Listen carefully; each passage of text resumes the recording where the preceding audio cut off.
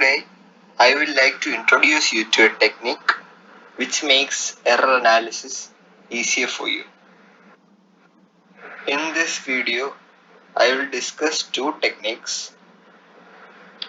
The first one, which involves basic algebra and nothing else, and the second one, which involves bit of differential calculus. In this video, I will explain why differential method is very important, and if you haven't already learned about it in your school, come back after you have learned some basics of it. Most probably the text you are following will have the following equations which I have written here. The first one is in the case when the quantity we want to find is expressible as the sum of two quantities that we measure. Here, that is Z is equal to X plus Y. In that case, the error delta Z is given by delta X plus delta Y. You might probably know this already.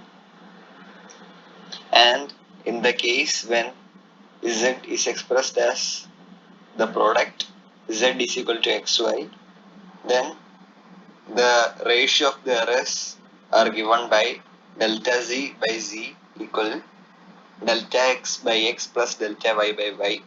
And similarly, for the case of Fz is a function like area, which is Z is equal to A square, then the ratio of the error, the relative error in fact, is given by delta Z by Z equal to 2 times delta A by A. These equations you probably know already. We will try to derive this in this section, and I will try to establish why you should learn the differential technique. And always feel free to skip to the segment which you want to learn. You don't necessarily have to listen to everything I am talking about. If you feel you know about it, just feel free to skip ahead.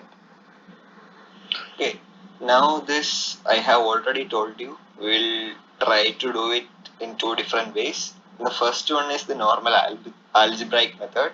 It doesn't involve any calculus, but in more complicated systems, it gets very lengthier and much harder to solve. And for the second solution, we use calculus. This technique is fairly universal, as in we can use the same technique to almost every problem and get the right answer. So the answer will be short and the difficulty level almost remains the same for all problems. So at first we will try the technique without calculus at first, and we will take the first example, z equal to x plus y, where x and y are the quantities we measure and z is the quantity that we have to find out. The delta x and delta y given are the errors that we obtain while measuring the quantities x and y respectively.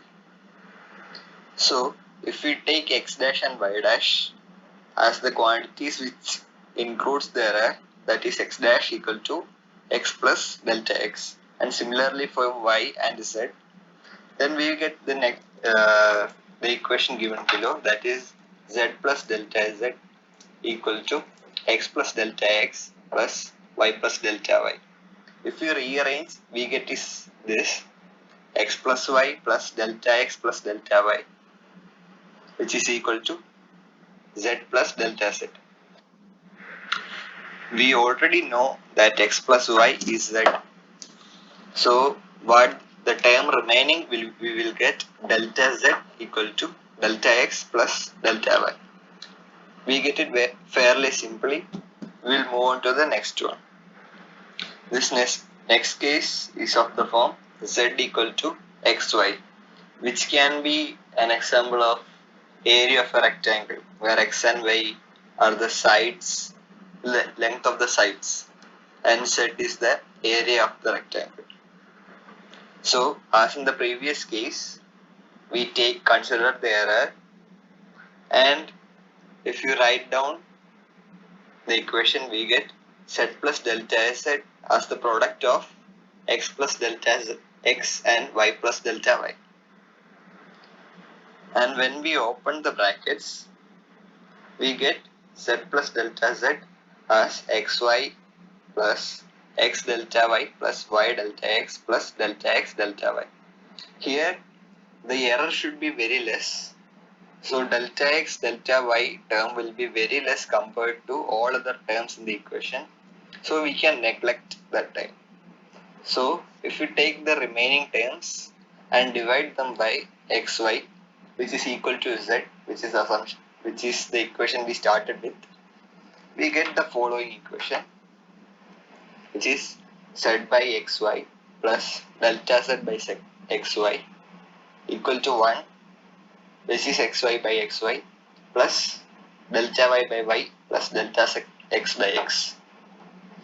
And the 1 and 1 will get cancelled from both sides, and we get the result delta z by z equal to delta x by x plus delta y by y, which we already knew. Now we derived it. The third case we considered here is z equal to a square. Here it could be a square, the area of the square. Z could be the area of the square and a could be the length of each side. So if a goes to a plus delta a, that is a small error in the length. So we get the following equation, z plus delta z equal to a plus delta a the whole square. And expanding that, we get these terms, a square plus 2a delta a plus delta a the whole square.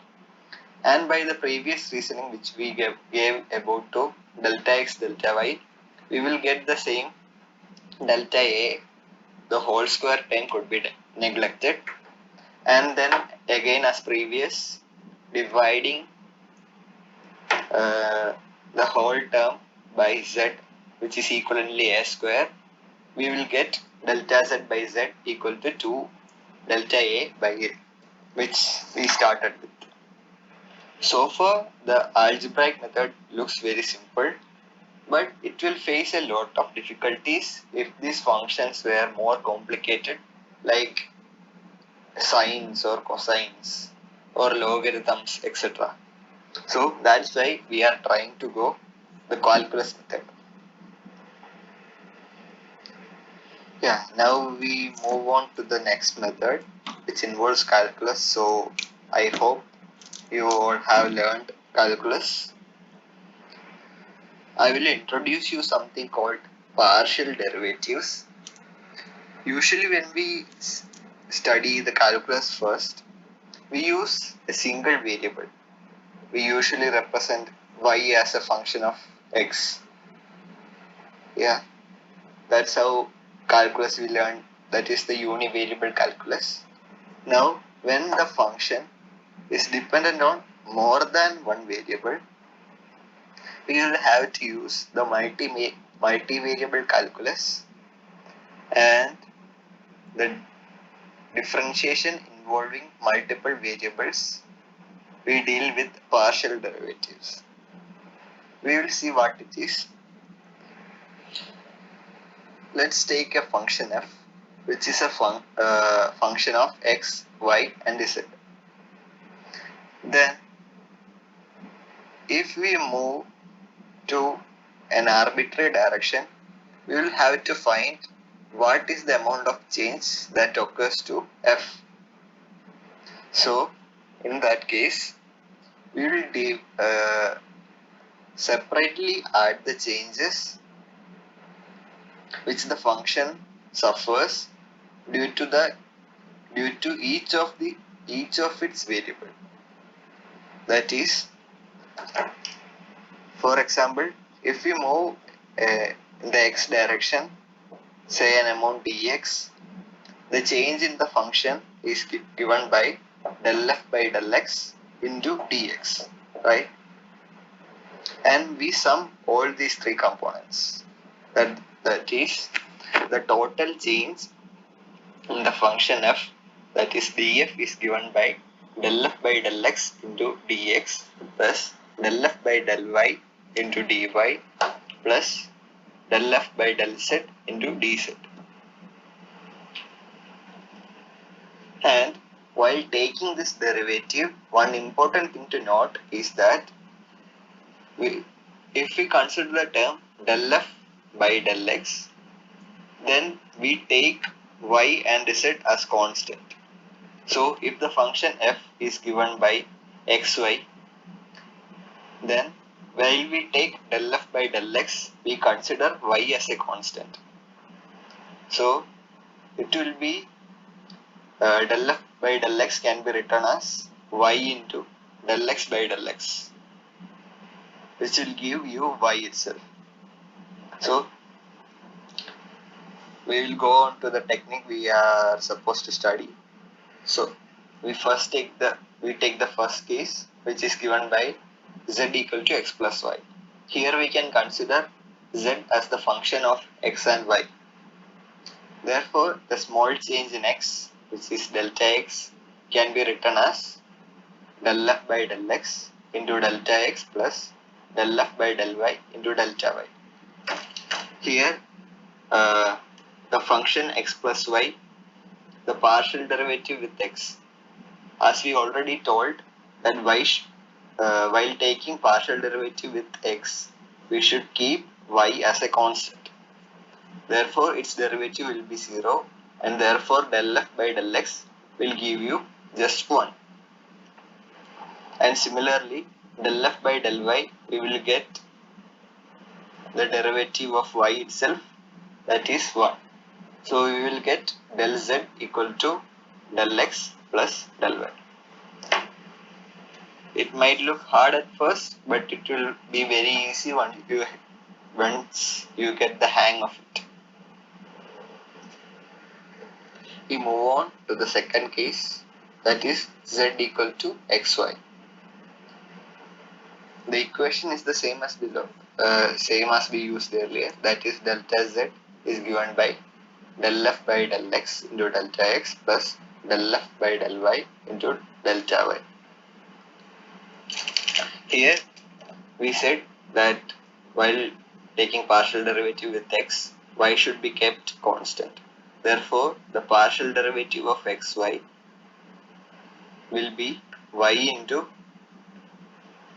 del x by del x, which will give 1. Therefore, del f by del x will give you y. And similarly, del f by del y will give you x. Therefore, we will get del z is equal to y delta x plus x delta y. And dividing throughout by xy, we will get del z by z is equal to del x by x plus del y by y. An alternative method to do the same thing is to take the logarithm. Logarithm can be very useful whenever there is a product terms involved, because the logarithm has a property that log of x into y is the same as log of x plus log of y, which can be very useful in simplifying the calculation in many cases. So we use that property, that therefore then the log set can be written as log x plus log y. Now taking the partial derivatives as earlier, and you might know that partial derivative of log x is 1 by x. Therefore, this term we will get very directly del f by del z. Here f we taken as log z, that gives 1 by z. Therefore, we will get this directly as del z by z equal to del x by x plus del y by y. For the third case also, we can do it very simply. Here the partial derivative of a square is simply the derivative, since there is only one variable. So derivative of a square, we will get 2a. Then we get easily del z is equal to 2a into delta a. and we can simplify by dividing everything with z. We will get del z by z is equal to 2 into delta a by a. So now we have seen how to derive this using the normal algebraic method and how to do it with the partial derivatives. Now I will give you one example that you should try it out to see if you can do it yourself. It's slightly complicated than what I have shown so far, but using this technique you should be able to do it, and I hope all of you will try it. And see you soon.